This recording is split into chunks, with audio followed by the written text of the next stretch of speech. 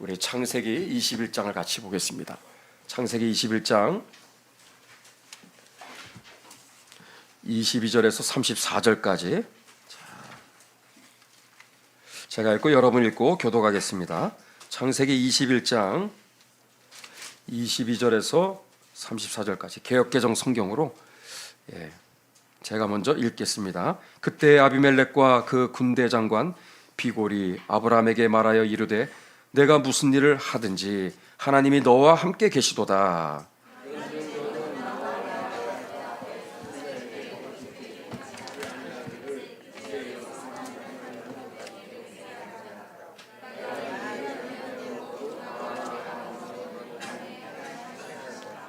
아브라함이 이르되 내가 맹세하리라 하고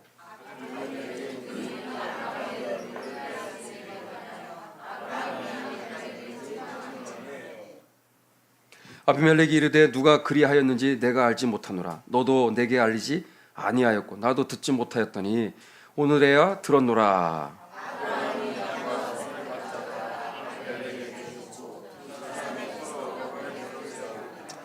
아브라함이 7 암양 새끼를 따로 놓으니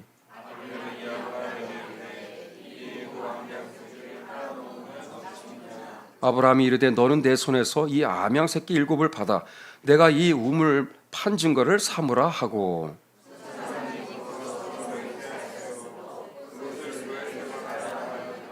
그들이 부엘세바에서 언약을 세우매 아비멜렉과 그 군대 장관 비골은 떠나 블레셋 사람의 땅으로 돌아갔고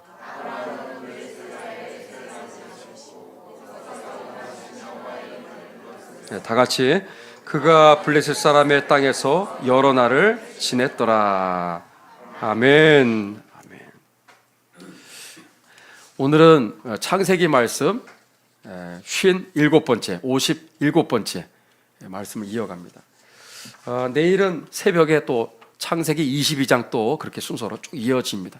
그러니까 나는 새벽에도 못 나오는데 괜찮아요, 여러분들. 주일 이렇게 나오셔서 새벽 못 나오시더라도 여러분들 이 시간 다 이어지는 내용이고 반복되는 내용입니다. 그리고 저희 또 하늘교회 또 카톡방에는 또 새벽에 못 나오시는 분들이 또 대부분이기 때문에 영상을 또 저희가 특별한 상황 아니면 그렇게 올려드릴 테니까 새벽에 그 말씀들 쭉 이어지는 시리즈로 계속해서 제가 설교를 하기 때문에 또 주중에 또 저녁에는 또 시편 말씀으로 그렇게 이어갑니다. 그렇게 여러분들 이해하시고 그런 흐름을 좀 잘 맞춰서 주일날 오시면은 굉장히 많이 또 도움이 되리라 생각합니다. 오늘 말씀은 이 부엘세바에 대한 이 장소와 함께 말씀을 함께 나누게 됩니다. 오늘 정말 이때 또 합당한 또 이 부엘세바에 대한 말씀을 나눌 수 있어서 너무 감사하게 생각해요. 어떻게 보면 우리가 성경을 우리가 읽을 때 좀 생소할 수 있는 부분인데 여러분 전하는 저 자신과 듣는 모두가 성경을 듣는 귀가 열리고 여러분 눈이 열리고 마음이 열려서 여러분 이렇게 귀한 시간 오셨잖아요. 여러분 이곳에 온 값을 치르며 왔잖아. 운전해서 왔고 또 힘들게 걸어서 오고 여기까지 오는데 얼마나 여러분 이 가까운 거리도 아닐 텐데 여러분 이 여러분이 치른 그 값에 비교할 수 없는 만복의 은혜를 하나님이 부어주시기를 축복합니다. 자, 여러분 성경에 보면은 아브라함은 그 창세기 12장에 보면 그 하란 땅에서 75세의 나이에 늦지막한 나이에 이제 믿음 생활을 본격적으로 시작합니다. 물론 저 갈대아 우르 지금의 이라크 땅에서 그때부터 구원받아 믿음 생활을 시작했으나 본격적으로 시작한 것은 하란 땅이라는 곳에서 그가 가나안 땅으로 이제 믿음의 출발을 하면서 그때부터 시작한 거거든요. 그래서 75세를 기준으로 보면은 아브라함은 몇 살까지 세상 떠날 때까지 신앙생활했냐면 100년이거든, 100년. 175세에 세상을 떠납니다. 이거 와 장수만세죠. 100년 동안을 믿음 생활을 하신 거예요. 그래서 그러면서 믿음의 조상의 참 세상에 어떻게 다른 수많은 사람들 중에 이 아브라함 그러면 믿음의 조상이라고 하는 이 명예로운 이름을 이분이 얻게 된 거거든요. 그러니까 우리가 이 아브라함을 보게 되면 하나님은 일관되게 또 중요한 순간마다 두 가지의 약속을 계속해서 말씀하셨어요. 자, 따라하세요. 자손, 땅. 그겁니다. 자손과 땅, 땅과 자손. 이 두 가지의 약속을 중요한 순간마다 하나님은 계속 말씀하셨어요. 내가 큰 민족을 주겠다. 하늘에 저 별을 세봐라. 저 셀 수 없잖아요. 저 셀 수 없는 저 무수한 별과 같은 수많은 자손들을 내가 너에게 주겠다. 그래서 자손의 약속. 그리고 또 하나 뭐죠?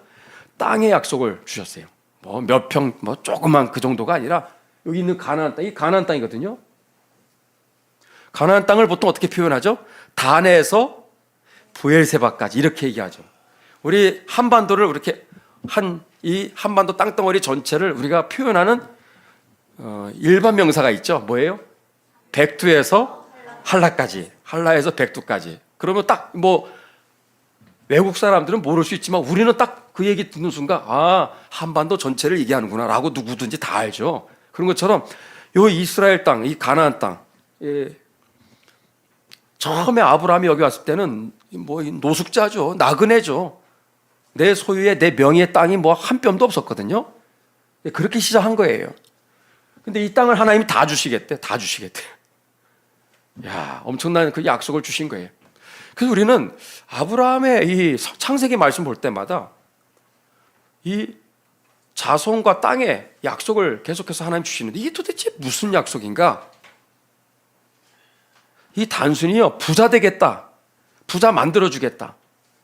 수많은 자녀들을 낳고 수많은 정말 수만 평, 수십만 평, 수백만 평의 땅을 소유한 거부를 만들어주겠다. 그게 아니라는 거예요. 그래서 아브라함의 이 자손과 땅의 약속을 정확하게 이해하려면 우리는 성경 두 군데를 알아야 돼요. 하나는 요한복음 8장 56절입니다. 그리고 갈라디아 3장이에요. 이 두 군데를 꼭 알아야 돼요. 신약 성경과 같이 연결지어서 이해해야 돼요. 요한복음 8장 56절에 보면 예수님이 직접 예수님을 믿지 않는 유대인들을 향해서 설교하시는 얘기가 나오는데 거기 뭐라고 하냐면 너희 조상 아브라함은 나의 때 볼 것을 즐거워하다가 보고 기뻐하였느니라. 이 얘기를 하고 있는 거예요. 너희 조상, 너희들이 그렇게 떠받드는 아브라함 있잖아. 아브라함은 예수님 당시에 기준으로 하면은 2000년 전의 사람, 2000년 전에 아브라함이 2000년 전에 너희들이 그렇게 믿음의 조상처럼 떠받던 아브라함이 나의 때 볼 것을 즐거워하다가 보고 기뻐했어 라고 하니까 미친놈 아니야 이거? 우리가 보니까 너 50도 안 돼 보이는 새파란 젊은 놈인데 뭐? 아브라함이 2000년 전 사람인데 너의 때를 볼 것을 즐거워하고 기뻐했다고? 이 도는 거 아니야? 돌을 들어서 죽이려고 하거든요. 미쳤다고 그렇게 막 얘기를 하니까 예수님 뭐라고 그래요? 아브라함이 있기도 전에 내가 있었다고. 응? 그러니까 완전히 뚜껑이 열리는 거죠. 유대인들이. 진짜 죽이려고 달려드는 그런 상황이 요한복음 8장에 나오거든요. 거기 보면 놀라운 얘기죠. 아브라함은 예수님이 태어날 그때를 미리 2000년 전에 내다보면서 즐거워하고 보고 기뻐했다라고 얘기하고 있는 거죠. 와, 놀라운 얘기예요. 그리고 갈라디아 3장 16절, 여러분 요한복음 3장 16절만 외우지 말고 갈라디아 3장 16절도 외워야 돼. 이게 여기 뭐라고 돼 있냐? 안 찾아도 괜찮아요. 이 약속이 뭐죠? 자손과 땅의 약속을 말하는 거예요. 이 약속들은 예수님이 요한복음 8장에서도 설교한 게 있고 갈라디아 3장 16절은 사도 바울이 한 설교죠. 이게 사도 바울은 뭐라고 더 정확하게 얘기하고 있어요. 이 약속들은 아브라함과 그 자손에게 말씀하신 것인데 아브라함과 이삭, 그 다음에 야곱, 요셉 쭉 이어지는 그 계보가 있죠. 구속사의 그 계보에 수많은 사람들에게 약속하신 거 오늘 우리까지도 이어지는 것인데 이 자손과 땅의 약속 우리까지 지금 연결되는 거거든요. 자손과 이 땅의 약속은 아브라함과 그 자손들에게 말씀하신 것인데 여럿을 가리켜 그 자손들이라 하지 아니하시고 오직 하나를 가리켜 한 사람을 얘기했다라는 거예요. 한 사람을 가리켜 뭐라고 그랬죠? 내 자손이라 하셨으니 곧 그리스도시라. 할렐루야. 이 자손과 땅의 약속은 결국은 하나를 지금 가리키고 있는 거예요. 그 한 분이 누구냐? 예수 그리스도를 지금 예언하고 있는 약속의 말씀이라는 것입니다. 자손과 땅의 약속. 와, 그렇구나. 그래서 이 아브라함의 이 많고 많은 자손들을 약속하신 것은 구속사의 계보를 이으려면 어떤 혈통이 있어야 돼요. 가문이 필요해. 어떤 특정한 하나의 주님께서 이 예수 그리스도를 잉태하고 해산할 수 있는 어떤 그 가문이 필요했는데 하나님이 아브라함을 일방적으로 택하신 겁니다. 그리고 그들이 살아가기 위해서는 이 구속사의 이 구원의 역사를 담아낼 수 있는 그릇이 필요하잖아요. 그 그릇이 뭐예요? 땅입니다. 땅.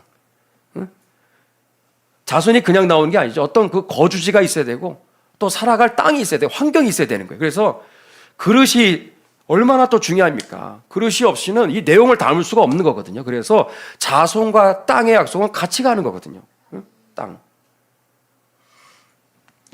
자, 그래서 이렇게 이 약속을 아브라함에게 끊임없이 중요한 순간마다 잊을만 하면 나타나셔서 말씀하신 거예요.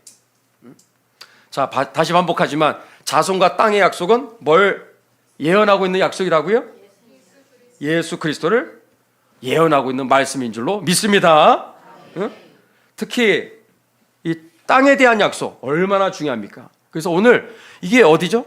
가나안 땅입니다. 가나안 땅의 이 지도는 뭐 기다래. 이게 전부의 기다래요.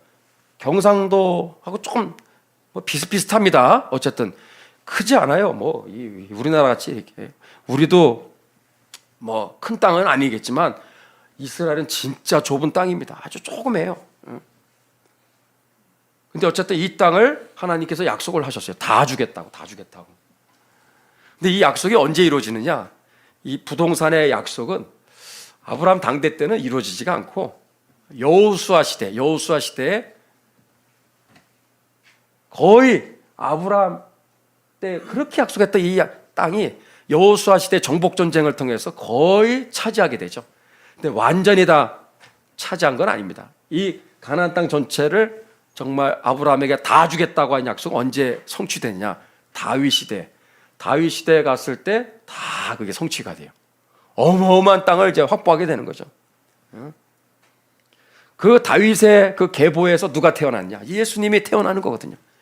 그래서 이 구속사의 이 계보의 가장 그 스타트 라인, 처음에 첫 출발선에 있었던 사람이 아브라함인데 이 아브라함이 그렇게 자손과 땅의 약속을 하나님이 주셨는데 당대 다 이루어진 게 아닙니다. 근데 당대에 이루어지진 않았으나 이게 마중물이라고 하죠. 마중물. 우물 있잖아요. 막 물 풀 때 이 물이 안 나와. 그럼 뭐 하죠? 바가지에다가 저희 집안에도 옛날에 우물이 있었는데 그거 정말 수도 없이 많이 해봤어요. 수도 이제 물 받아가지고 거기다가 물 넣고 이렇게 하면요 진짜 다 나오거든요. 마중물이라는 게 얼마나 중요합니까? 얼마 안 되는 건데 그 한두 바가지 이렇게 해가지고 이렇게 막 펌프질 하면은 뭐 수도 없이 엄청난 양의 물이 계속 쏟아지는 거거든요. 마를 때까지 나오는 거야 그냥. 그런 것처럼 이 마중물이 얼마나 중요합니까? 오늘 이 말씀은 축복의 마중물에 관한 얘기예요. 그 역사의 위대한 그 장소가 어디다? 브엘세바입니다. 브엘세바. 여기가 맨 끝에가 맨 위에가 단이고 맨 밑에가 어디죠? 브엘세바입니다. 브엘세바야말로 여러분 이 약속이 이루어지는 가장 첫 번째 지점이에요. 여기서부터 위대한 역사가 시작된 거예요.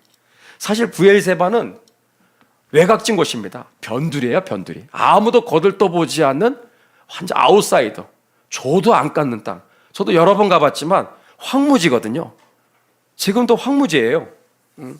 브엘세바는 지금도 뭐 하늘과 땅밖에 안 보여요, 진짜. 오른쪽에 이거 이제 성경에 나오는 여기 나오는 이제 우물의 여기 말씀이 여기 바로 사진이 바로 우물이거든요. 아브라함이 팠다고 하는 그 우물. 모르겠어요, 이게 지금. 이게 다 추정입니다. 성지에 가면 다 추정이에요. 100% 이게 맞다 이렇게 가이드들은 그렇게 안 합니다. 여기가 거의 99%가 맞을 겁니다. 이렇게 얘기하거든요. 그러니까 아마 여기가 아니더라도 다 비슷한 그 지역 안에 어딘가 뭐 우물이 있었겠죠. 이게 아니더라도 어쨌든 여기에 아브라함이 팠던 우물일 것이다. 이제 그 추정되는 바로 그 사진입니다. 이게. 여러분, 이 브엘세바가 왜 중요하냐? 자손과 땅을 약속했을 때 첫 번째 아들이 누구예요? 아브라함이 하나님께서 주신 그래서 약속의 자녀 이삭이란 말이야. 이삭이 어디서 태어났을까요? 이삭이 태어난 이삭의 고향, 이삭의 그 출생지 장소가 어디냐? 브엘세바입니다. 브엘세바에서 태어났어요. 브엘세바. 그리고 오늘 이 말씀은 아주 평범한 것처럼 보이죠? 뭐 무슨 얘기인지도 잘 들어오지 않아요, 솔직히. 그래서 읽다가 그냥 슥슥 지나가는 본문이 바로 이런 오늘 말씀이거든요. 근데 그냥 지나갈 수가 없는 너무나 중요한 내용이에요. 왜냐? 그렇게 25년 동안 기다렸던 그 땅의 약속이 드디어 이루어지는 정말 역사적인 사건이 여기 브엘세바에서 이루어집니다. 그래서 아브라함 명의로 땅은 뭐 크지는 않지만 내 이름으로, 내 명의로 합법적으로 브엘세바라는 땅을 차지하게 되는 그러한 기적 같은 각본 없는 드라마가 오늘 여기 본문의 말씀이야, 여기. 그게 오늘 내용이는 것이죠. 그래서 자, 여러분들 한번 우리 22절을 한번 보겠습니다. 22절. 과연 이 내용이 그렇다면 우리에게 지금 이 시대에 나에게, 우리 한국교회에게, 대한교회에 주시는 말씀이 무엇인가? 우리는 그걸 찾아내야 되는 거예요. 자, 22절을 먼저 한번 보시면 22절 어떻게 시작하죠? 그때 이렇게 시작하잖아요. 여러분, 그 히브리어 원문을 보면은 이렇게 번역해야 정확한 지금 문장입니다. 이게 그냥 우린 그때 뭐 이렇게 돼 있는데 히브리어 문장을 보면 이렇게 돼요. 그리고 그것은 바로 이때였다. 이렇게 돼 있어요. 같아요? 달라요? 전혀 다르죠? 그리고 그것은 바로 이때였다. 그 약속이 드디어 이루어지는 카이로스, 하나님의 때가 드디어 오늘 이제 이루어지는 역사적인 순간이다. 지금 얘기를 하고 있는 거예요. 이 얘기를 하면서 브엘세바라는 이 조그만 땅 하나 얻는 것이 뭐가 그렇게 대단하다고 이걸 강조하고 있는 거예요. 이 굉장한 사건이거든요. 축복의 마중물이라니까요. 여기서부터 위대한 약속이 성취되기 시작한 거예요. 그래서 22절, 23절을 보면은 좀 이해하기가 좀 어려운 그런 이상한 얘기가 여기 나옵니다. 여기 보니까 누가 등장하죠?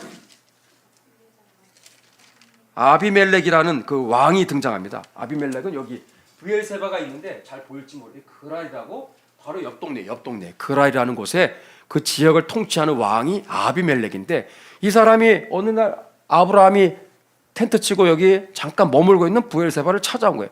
다짜고짜 한다는 얘기가 뭐예요? 22절 보니까 네가 무슨 일을 하든지 하나님이 너와 함께 계시도다. 와, 아브라함을 보니까 하나님이 살아계시다라는 것이 이방 사람 눈에 그게 비친 거예요. 와, 대단한 겁니다. 여러분, 우리가 어디를 가든지 안 믿는 사람들이 여러분을 보면서 여러분 안에 계시는 하나님을 만날 수 있기를 축복합니다. 걸어다니는 전도지가 되기를 축복합니다. 난 잘 모르겠지만 저 사람을 보니까 진짜 하나님은 살아계신 것 같아. 야, 예수님은 믿어야 될 것 같아. 여러분, 이런 생각이 들게끔 우리가 그런 삶이라고 한다면 얼마나 참 복이 있는 거예요. 아브라함의 모습을 보면서 아비멜렉이 굉장히 존경심이 막 일어나는 거예요. 아브라함 처음에 거들떠보지도 않았거든요. 근데 아브라함을 보면 볼수록 참 신기하다. 평범한 사람이 아니라는 게 이제 어느 순간 깨달아진 거예요. 그래서 여기 찾아와서 뭐래요? 상호 불가침 조약을 체결하자라고 제안한 거예요. 우리 서로 싸우지 말자고. 사실 싸움은 누가 먼저 걸어왔어요? 지가 먼저 걸어왔지. 아브라함은 이렇게 뭐 호전적이나 무슨 싸움 좋아하고 그런 사람이 아니잖아요. 근데 아비멜렉과 그의 신하들이 조금 문제가 많았는데 자기가 이제 저자세로 먼저 오는 거야. 그래서 상호 불가침 조약을 체결하자라고. 그래서 제안을 하는 지금 황당한 일이 벌어진 겁니다. 그래서 27절에 보니까 27절에 언약을 체결해요? 안 해요? 체결을 합니다. 왕이 신하들을 대동해서 그냥 일개 노숙자 지나가는 정말 뭐 나그네 같은 아브라함과 상호 불가침 조약을 체결하는 이 황당한 일이 우리나라 한국 근현대사에도 일어났어요. 아시죠? 6.25 전쟁이 끝나갈 무렵에 이승만 대통령이 미국을 상대로 혼자 싸운 거야. 그래서 한미 상호 방위 조약을 체결하는 그 역사적인 그러한 기적 같은 일을 그분이 성사시킨 거거든요.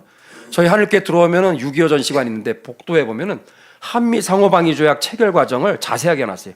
용산의 전쟁 기념관보다도 훨씬 자세하고 이거를 기독교 신앙의 관점에서 자세하게 여기다가 여러 자료들을 저희가 여기다가 게시를 해놨습니다. 그 과정에서 이승만 대통령이 경복궁의 경회로에서 하루에 3시간씩 기도했어요. 3시간씩. 한미 상호 방위 조약 체결 과정에서 이게 계속해서 회의가 난항을 거듭하니까 이게 될 수가 없죠. 혹자는 그래요. 한미 상호 방위 조약은 새우와 고래와의 조약이라고. 새우와 고래가 어떻게 조약을 체결합니까? 세계 최강대국이 제일 거지 같은 최약체국 한국 뭐 볼 게 있다고 한미 상호 방위 조약을 체결합니까? 상호거든, 상호. 미국도 어려우면 우리 좀 도와줘 이거거든요. 어떻게 도와줘요, 우리가? 그거를 끌어낸 분이 이승만 대통령인데 그게 가능했던 것은 기도였는 줄로 믿습니다. 그러니까 6.25 전쟁은요, 처음부터 끝까지 한국 교회사예요, 한국 교회사. 그래서 6.25 전쟁을 알아야 되는 이유는요, 이게 한국 교회사이기 때문에 또 우리에게 자유의 소중함을 일깨워주는 너무나 중요한 이 역사적인 3년의 그 시간을 우리는 모를 수가 없는 거죠. 그래서 이번에 Remember 6.25를 이제 책을 발간하게 된 겁니다. 여러분, 여기도 마찬가지예요. 있을 수 없는 일이 벌어진 거예요. 그래서 27절에 대로 진짜 양과 소를 취하여다가 그냥 언약은 말로 하는 게 아니라 짐승을 반을 쪼개가지고 그 사이를 지나가게 돼 있어요. 피가 철철 흐르는 짐승 사이를. 왜? 약속 어기면 어떻게 돼? 너도 두 쪽 나는 거야. 그래서 목숨을 각오하고 목숨을 담보로 약속을 지키는 거예요. 그래서 조약이 성사가 되는 거거든요. 이렇게 해서 조약을 성사를 하는 이 과정에 참 희한한 일이 벌어집니다. 그게 뭔지 아세요? 이게 이제 우리 식으로 말하면 1+1이에요. 1+1. 아비멜렉은 상호 불가시와 하나 목적을 가지고 왔는데 아브라함이 체결 과정에서 아브라함이 대꾸를 하기 시작하죠. 막 따지기 시작해요. 책망을 합니다. 여기 25절에 책망했다고 또 돼 있죠, 성경에. 상호 불가침조약? 오케이, 좋아. 서로 싸우지 않고 전쟁하지 않고 서로 화평하게 지내는 거 나도 오케이야. 나도 적극 찬성해. 근데 하나 좀 따질 게 있어. 이건 지나간 과거 일이지만 반드시 짚고 넘어가야 돼. 내가 말이야, 여기에 잠깐 머물면서 우물을 내가 하나 발견했어. 우물을 발견했던 건 대단한 겁니다. 성경 고대 근동 시대에 우물을 발견한 거는 이건 기업 하나를 가진 거나 마찬가지예요. 그러니까 이 우물을 파니까 아비멜렉의 그 신하들이 와가지고 시기 질투해가지고 그걸 빼앗아가네. 강도질을 한 거예요. 그래서 아브라함이 힘써서 정말 고생해서 하나를 판 건데 이놈들이 와가지고 다 빼앗아간 거예요. 그러니까 상호 불가침 조약 체결 과정에서 아브라함이 따지는 거예요. 평화를 그렇게 좋아한다면서 근데 당신의 신하들이 나한테 얼마 전에 와서 우물을 빼앗아간 거 알아? 모르겠는데요. 그런 얘기 처음 듣는데요. 그러면서 막 아비멜렉은 또 놀래가지고 얘기하죠. 그러면서 막 당황하는 거죠. 당황하는데 아브라함이 상호 불가침 조약 체결하는 이 마당에 하나 더 합시다. 그래가지고 역제안을 하는 거예요. 그게 뭐예요? 당신들이 이렇게 빼앗아 갔으니까 다시는 이것이 재발되면 안 되니까 재발 방지를 위해서라도 그렇고 이건 내가 정말 정말 고생해서 내가 발견한 건데 당신도 또 빼앗아 가면 큰일 나잖아. 그러니까 이참에 오케이, 잘 됐어. 내 명의로 이게 내 소유라는 것을 당신이 인정해 달라고. 인정해 줄 거야, 안 할 거야? 그랬더니 아비멜렉이 인정하겠다고. 그래서 인정을 해 주는 거예요. 그래서 여기 30절에 29절은 7 아명 새끼를 또 가지고 와, 아브라함이. 그러니까 이거 뭐냐? 그랬더니 내 명의의 소유라는 것을 당신이 인정해 주는 증거물로 내가 아명 7 새끼를 가져왔으니까 당신은 그냥 인정만 해주면 돼. 라고 이제 그러면서 또다시 하나의 조약을 체결하게 되는 거예요. 그래서 우물의 이 소유주를 아브라함이라고 양도를 해주는, 이양을 해주는 이런 조약을 체결하는 일이 바로 여기 30절에 여기 나오는 거죠. 우리 30절을 한번 읽어볼까요? 30절을 시작. 아브라함이 가로되 너는 내 손에서 이 암양 새끼 7을 받아 내가 이 우물 판 증거를 삼으라 하고. 예, 그렇죠? 여기 나오죠. 제가 꾸민 얘기가 아니죠. 그래서 내가 우물을 내가 파서 내가 발견한 것을 내 소유라는 것을 인정해 달라 이거죠. 이 새끼 이거를 받아가는 조건으로. 그러면서 그렇게 해서 성사가 된 거예요. 엄청난 지금 일이 벌어진 겁니다. 그래서 브엘세바가 아무것도 아닌 것 같죠. 외곽 지역에 변두리 땅, 아무것도 정말 조도 안 갖는 그런 땅 같지만 이거를 드디어 자기 이름으로 이거를 딱 거점을 여기에 딱 만들게 된 거예요. 이 가나안 땅 전체로 보면 별거 아닌 것 같지만 여기서부터 위대한 정말 땅의 약속이 실현되기 시작한 겁니다. 이 브엘세바 2가지 약속이 시작되어지는 위대한 장소가 된 거예요. 그러면서 이날을 아브라함이 얼마나 감격했겠어요. 그래서 이름을 31절에 이름을 짓는 거예요. 원래 이름이 없었어요. 브엘세바가 아닙니다. 이때 브엘세바라 이름을 지은 거예요. 그 뜻은 뭐죠? 맹세우물이야. 맹세우물. 그리고 32절에 아브라함이 이 날을 잊지 말자. 그래서 기념 식수를 합니다. 나무를 에셀이라는 그 단어는 큰 숲이라는 뜻이에요. 큰 숲. 에셀 나무를 몇 개 이렇게 심어 놓으면 멀리서 황무지 같은 이 땅에 그래도 숲풀이 듬성듬성 보이는 아주 보기가 좋죠. 그래서 에셀 나무를 심으면서 뭐라고 고백하죠? 하나님을 향해 영생하시는 하나님, 이렇게 영원 무궁토록 변함이 없으신 하나님이 지금 고백을 하고 있는 거예요. 25년 전에 나에게 자손과 땅의 약속을 하시더니 그게 공수표가 아니었군요. 빈말이 아니었군요. 정말 하나님은 그 약속을 이루시는 하나님이셨군요. 영생하시는 하나님, 영원 무궁토록 변치 아니하시는, 아까 우리 찬송했죠? 오신실하신 하나님. 이게 원래 원문의 가사 그대로 번역한 찬송이거든요. 그래서 이걸 우리가 부르는 거예요. 하나님은 회전하는 그림자가 없으신 하나님. 야고보서 1장에 그 고백을 여기 그대로 번역한 거거든요. 하나님은 회전하는 그림자가 없다. 이게 무슨 뜻이죠? 고개가 갸우뚱하죠. 여러분, 해가 동쪽에서 동쪽에서 서쪽으로 이렇게 해가 이렇게 움직이잖아요. 그 그림자가 생기죠? 그죠? 이 방향에 따라서, 해가 움직이는 방향에 따라서. 근데 이거를 표현해서 하나님을 그렇게 표현하고 있는 거예요. 세상 만물은요, 다 변합니다. 해가 이제 움직이는 그 방향에 따라서 그림자도 막 각도가 다 달라지잖아. 근데 하나님은 회전하는 그림자가 없다라고 표현하고 있어요. 야고보서 1장에. 그분은 약속을 하시며 약속을 반드시 이루시는 하나님이신 줄로 믿습니다. 이 말했다가 저 말했다가 속 다르고 겉 다르고 그게 아니라 말씀하시면 반드시 이루시는 하나님이신 줄로 믿습니다. 그 고백을 하는 거예요. 얼마나 감격스러웠겠어요. 25년을 기다렸거든. 25년 동안 아무것도 없이, 자손도 없이, 땅도 없이 진짜 막막하게 언제 이루어지냐 이거지, 약속이. 근데 그 기다림의 끝에 이 브엘세바에서 이삭 태어났죠. 세상에 뭐 얼마 되지 않지만 땅이 또 이렇게 자기 임의로, 자기 명의로 들어오게 되는 이 엄청난 일을 경험하는 순간 영생하신 하나님을 고백하지 아니할 수가 없었던 거죠. 응? 오늘 말씀 여러분들,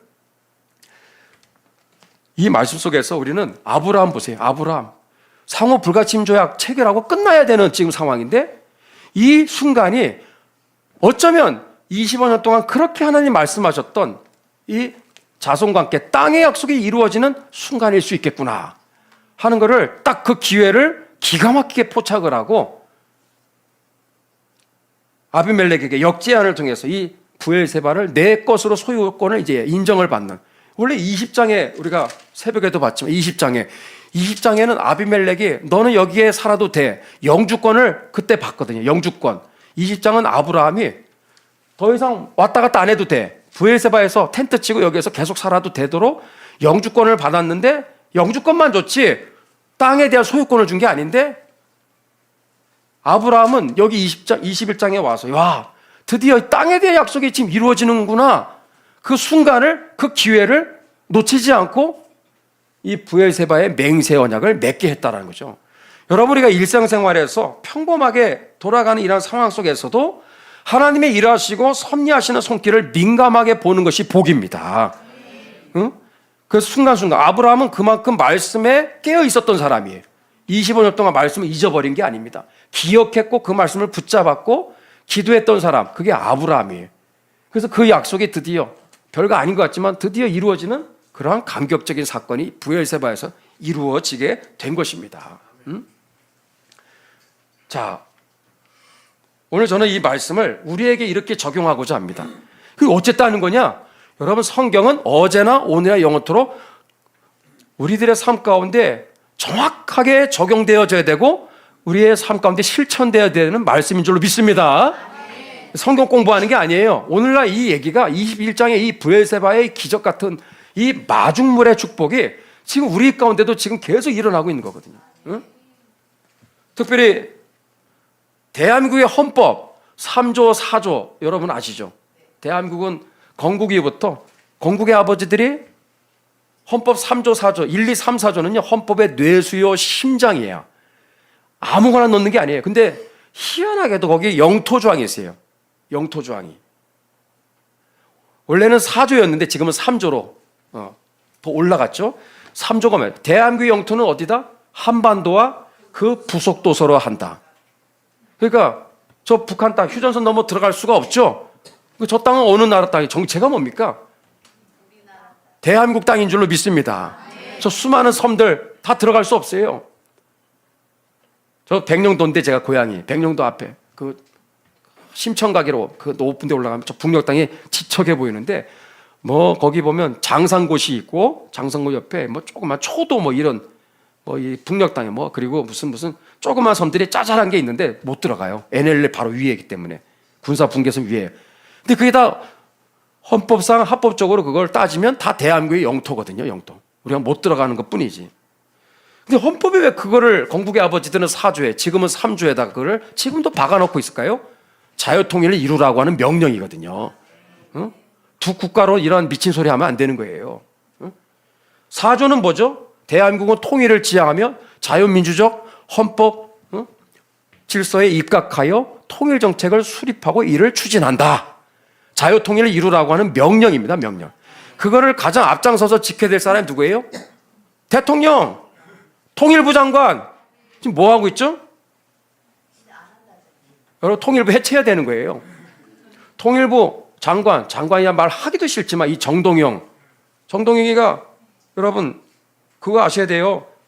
작년 9월 26일에 탈북민이라는 용어를 북향민으로 바꾸시다 제안을 했어요. 여러분 이게 무슨 말인지 그 꼼수를 알아야 돼. 북향민이라는 말은 북쪽이 고향인 사람 이런 뜻이거든요. 고향할 때 그 한자 향. 근데 탈북민이라는 말이 좀 거슬리니까 북향민으로 바꾸자라는 거예요. 근데 요즘 반응이 없으니까 말이 쏙 들어간 것 같은데. 근데 이 북향민이라는 말 자체가요 아주 기가 막힌 여기에는 아주 교활한 거기에는 계략이 숨어 있는 거거든요. 북쪽으로 향하는 사람으로 오인하고 왜곡도 할 수 있는 두 가지 중복적인 의미를 갖고 있는 거예요. 고향이 북한에 있는 사람이라고 아무리 얘기하지만 어감 자체가 북쪽으로 향하는 사람. 그러니까 뭘 숨기고자 하는 거예요? 저 포각무도한 정말 저 김정은 독재 악마 체제 속에 신음했던 그들이 자유를 찾아 탈출했다라는 그 의미가 탈북민이거든요. 자랑스러운 이름입니다.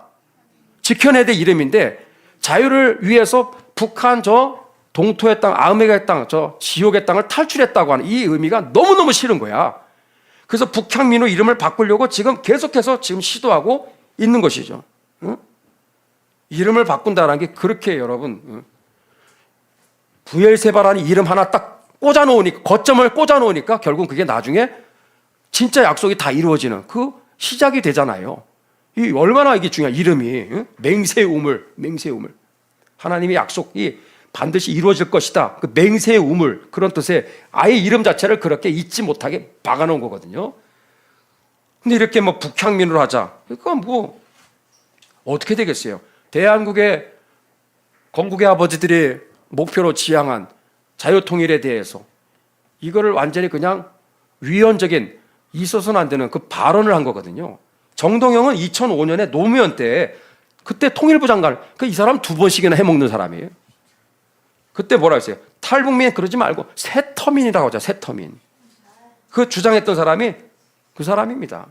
그래서 거절당했죠. 이번에도 북향민이겠다 쑥 들어가니까 낙동강 오리알이 돼버렸죠. 지금 반응이 시원치 않으니까 요즘 뭐라고 그래요? 북한을 느닷없이 조선이라고 하자 이렇게 얘기해요. 조선. 야, 왜? 북한이 지금 두 국가론을 지금 내세우잖아요. 야, 니네나 우리나 이제 남남이야. 이제 통일 이런 거 말하지도 마. 그러면서 이제 완전히 두 국가론을 얘기하면서 느닷없이 언제 그런 얘기 쓰지도 않았던 이 인간이 대한민국이라는 말을 써요. 대한민국. 남측, 북측 이렇게 얘기했다가 남측이라는 말을 안 쓰고 지금은 대한민국이라고. 우리를 인정해 주는 게 아니라 두 국가론으로 이젠 통일하지 말자. 지금 얘기를 하는 그 맥락에서 얘기한 거거든요. 그러니까 지난 1월에 올해 들어와서 신년에 1월에 정동영이가 신년사에서 북한이라는 표현 쓰지 말고 조선인민민주주의 공화국 이렇게 쓰자고 이렇게 얘기한 거죠. 그걸 줄여서 조선이야. 그러니까 북한을 국가로 인정하자. 지금 그렇게까지 지금 얘기하고 있는 거예요.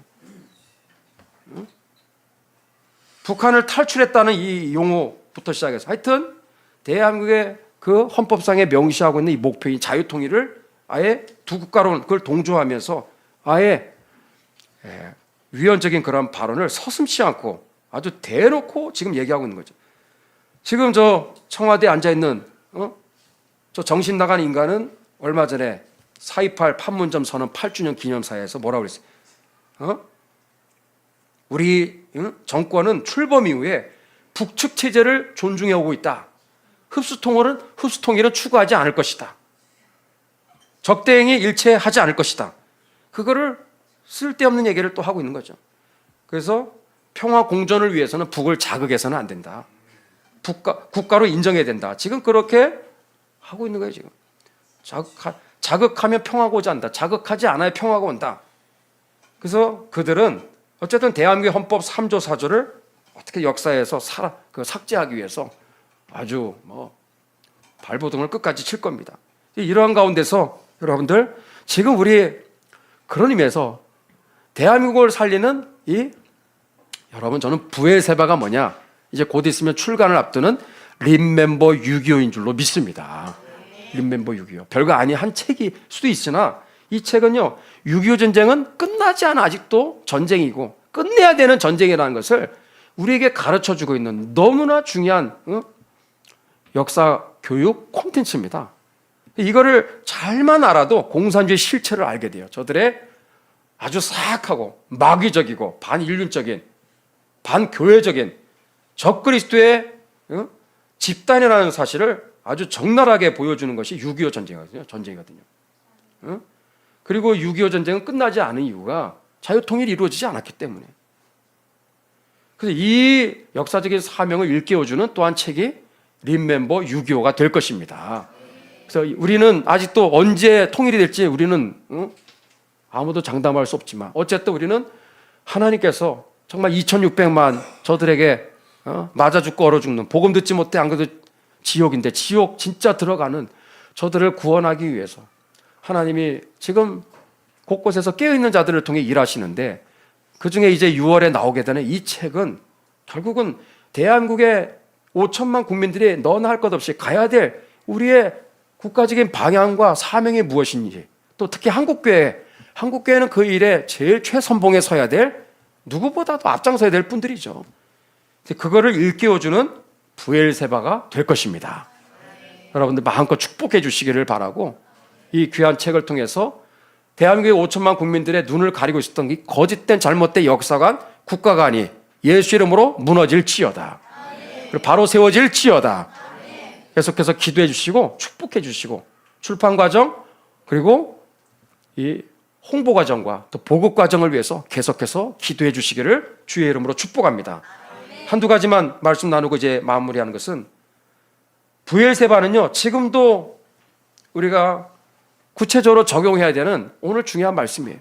저는 우리 교회 특히 남성교회 여전도회 청년부도 요즘에 청년부는 예배 끝나면 오후에 이렇게 남아서 막 끝까지 기도하는데 여러분 그 기관의 그 기도 모임은 여러분 하나님의 약속을 이루는 교회를 부흥케 하고 우리 하늘교회를 통해서 하나님 이루시고자 하시는, 우리는 그냥 지역에 속한 동네 교회가 아닙니다.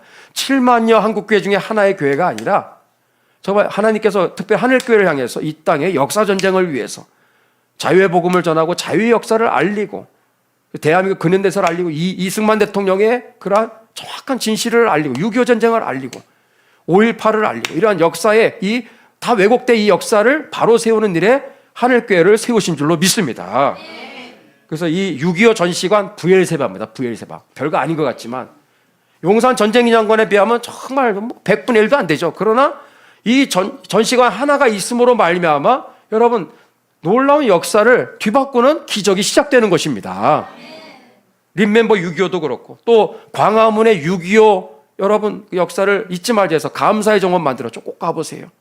엊그제도 금요기도회 끝나고 밤에 갔어요. 밤에 꼭 보고 싶었는데 와, 밤에 가니까 더 멋있더라고요. 더 잘해놨어요. 그래서 여러분 감사의 정원 그러더라고요. 저거 짓기도 전에, 완공되기도 전에, 아니 세종대왕 옆에 왜 평화의 광장인 어울리지 않게 이 광장에 밭으로 총자세에 왜 저렇게 돌기둥을 23개나, 16개 전투 파병, 6개 의료 지원, 거기에다가 대한민국까지 23개거든요. 그러니까 저 철거하라는 거예요. 그거 철거하려면요, 칼 차고 있는 이수신 동상부터 빨리 철거해야 돼.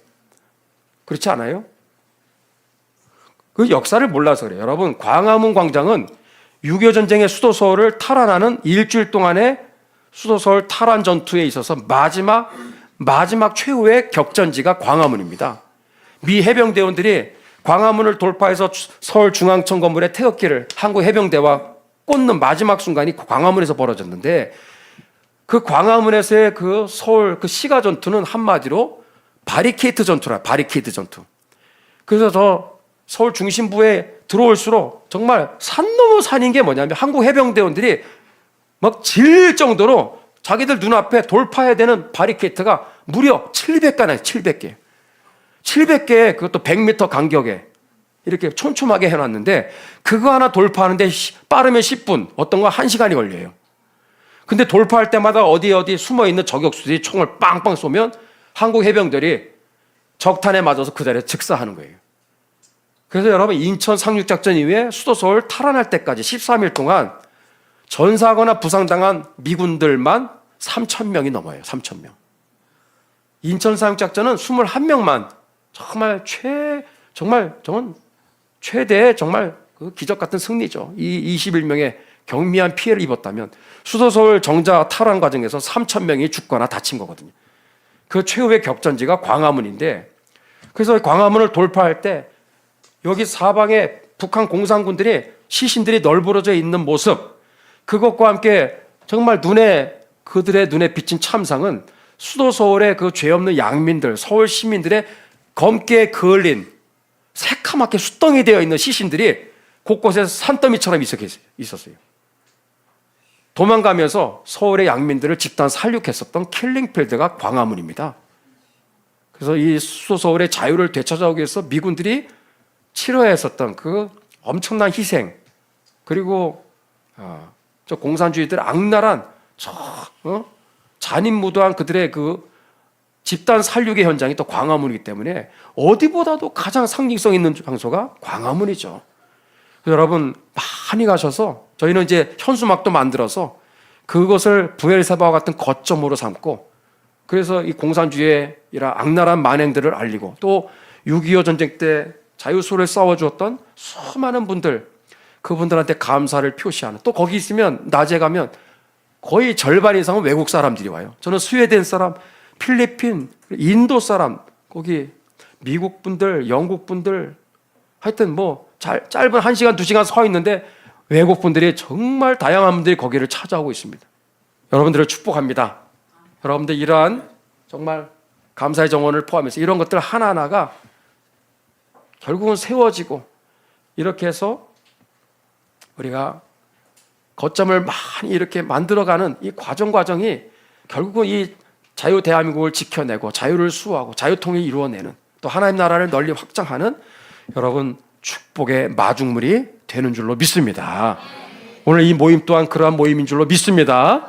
우리 모임이 서로 합력하여서 우리를 부르신 하나님의 뜻을 잘 받들어서 이 대한민국을 동성애가 창궐하는 정말 그런 나라, 아니 정말 거룩한 선진왕국으로 만들어 갑시다. 자유통일 우리가 성취합시다. 성교한국 이룹시다. 그런 일에 우리 모두가 정말 브엘세바와 같은 그러한 귀한 하나님의 사람들이 되어서 정말 귀한 통로로 끝까지 쓰임받는 우리 모두가 다 되시기를 예수님의 이름으로 축복합니다.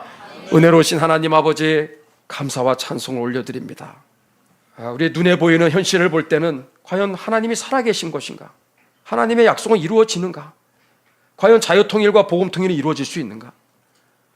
정말 현실을 볼 때마다 하나님, 때로는 의심이 들어올 수도 있지만 오늘 아브라함을 통해서 주시는 이 말씀을 우리가 굳게 붙잡습니다.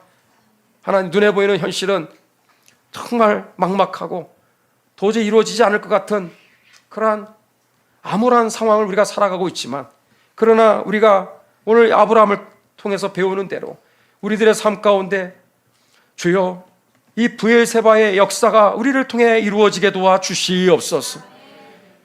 우리 안에 하나님의 위대한 역사들을 이루어낼 수 있는 축복의 마중물인 그 정말로 놀라운 약속을 이루어낼 수 있는 그 기적의 거점들이 우리 삶 가운데 요소요소에 세워지게 도와주시옵소서.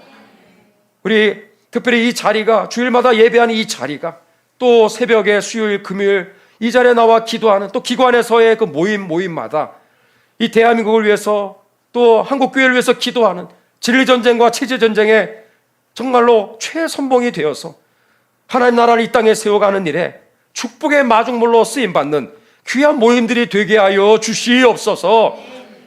하나님께서 정말 우리의 삶 가운데도 이러한 놀라운 브엘세바의 복의 복을 더하여 주셔서 하나님, 결국은 이 대한민국을 향한 하나님의 뜻인 자유통일과 복음통일이 반드시 이루어지게 하여 주시옵소서.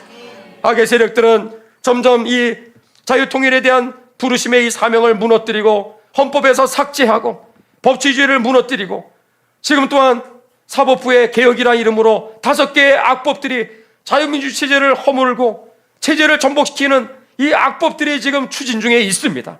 하나님 막아 주시옵소서. 하나님 막아 주시옵소서. 나라를 위해서 기도하는 또한 이 한 주간이 되게 하여 주시옵소서. 기도 쉬는 자를 범치 아니하게 하여 주시고 생존의 사람들이 아니라 사명의 사람이 되어서 우리의 정말 당대 가운데서 이 기울어가는, 이렇게 무너져가는 대한민국을 다시금 기사회생케 하여 일으켜 세울 수 있는 이 시대의 아브라함들로 살아갈 수 있도록 복을 내리워 주시옵소서. 특별히 6월에 출간 앞두고 있는 림멤버 6.25를 예수님의 이름으로 축복합니다. 초중고등학교, 대학교에서도 6.25 전쟁의 역사는 지금 교육 현장에서 다 사라져버렸습니다. 누구도 이 6.25 전쟁을 아버지 가르치지 않습니다. 아버지 하나님, 이때 이 책이 이제 출간케 됨을 감사를 드립니다. 이 한 권의 책을 통해서 하나님의 역사의 이 기류를 뒤바꾸는 기적들이 일어나게 하여 주옵소서. 이 역사의 진실 앞에 공산주의의 그러한 잔인무도한 그러한 실체를 국민들이 깨달아 알게 하여 주옵소서. 자유의 소중함을 깨달아 알게 하여 주옵소서. 자유 대한민국의 사명이 자유통일임을 깨달아 알게 하여 주시옵소서. 하나님께서 존귀케 하여 주시고 출간부터 보급되어지고 널리 알려지는 과정 가운데 순적하게 하시고 하나님의 동풍을 보내주시고 하나님의 바람이 불게 도와주셔서 우리 힘으로는 홍보하는 데 한계가 있습니다. 하나님이 역사하여 주셔서 국민들이 다 읽게 하여 주옵소서. 자라는 세대들이 다 읽게 도와주옵소서. 역사관이 뒤바뀌게 하여 주옵시고 국가관이 제대로 서게 하여 주시옵소서. 그러한 브엘세바로 하나님이 써 주실 줄로 믿습니다. 영광 받아 주옵소서. 예수님의 이름으로 축복하며 감사기도 드리옵나이다. 아멘.